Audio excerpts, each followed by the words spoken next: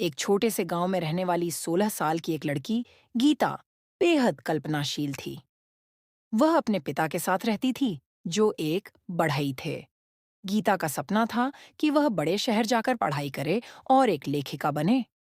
लेकिन उसके पिता, जो बेहद सख्त और परंपरागत सोच वाले थे, गीता को घर और गांव से बाहर नहीं जाने देना चाहते थे। एक दिन गीता को अपने घर के पास एक पुराना जीर्ण शीर्ण डाकघर दिखा। वह उत्सुकतावश अंदर गई तो वहां उसने कई पुराने खत बिखरे हुए देखे। उन खतों में से एक खत ने उसकी आंखों को खींचा। वह खत 20 साल पहले लिखा गया था और उसमें लिखा था, मुझे नहीं पता कि यह खत तुम्हारे हाथों तक पहुंचेगा या नहीं, लेकिन अगर तुम इसे पढ़ रहे हो तो समझ लो कि मैंने अपनी सबसे कीमती चीज तुम्हारे लिए छोड़ी है। यह चीज तुम्हारे सपनों को पंख देगी। बस डाकघर के पीछे के नियम के पेड़ के नीचे खुदाई करना। गीता यह पढ़कर हैरान हो गई। उस रात वह सो नहीं पाई। अगली सुबह वह उत्साह और डर के साथ नीम के पेड़ के नीचे खुदाई करने लगी।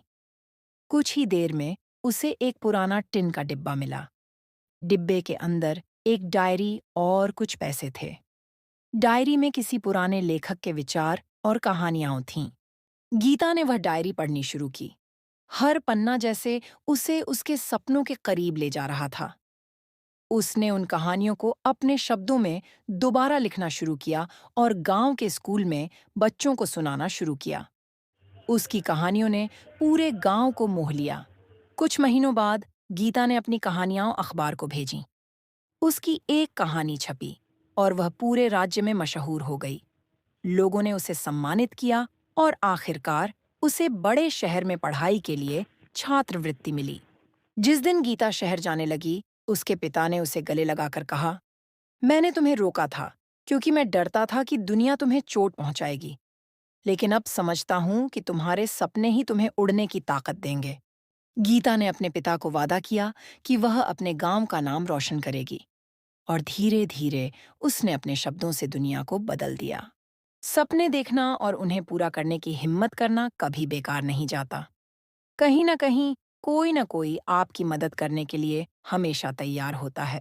2,000. एक छोटे से गांव में एक अनोखी लड़की, राधा, रहती थी। वह किसी साधारण लड़की जैसी नहीं थी। राधा को किताबों से प्यार था, लेकिन गांव में कोई पुस्तकालय नहीं था। एक दिन उसे पास के जंगल में एक रहस्यमय गुफा मिली। गुफा के अंदर उसने किताबों का भंडार पाया। वह हर दिन वहां जाकर नई नई किताबें पढ़ती। धीरे धीरे उसने गांव के बच्चों को पढ़ाना शुरू किया। लोगों ने उसका मजाक उड़ाया, पर वह डटी रही। एक साल बाद गांव के बच्चे पढ़ाई में इतना बेहतर हो गए कि शहर से शिक्षक गांव में आने लगे। राधा की मेहनत ने गांव की पहचान बदल दी। गुफा का रहस्य, वह किसी पुराने साधु का पुस्तकालय था जो ज्ञान बांटना चाहता था। राधा ने उस विरासत को जिंदा रखा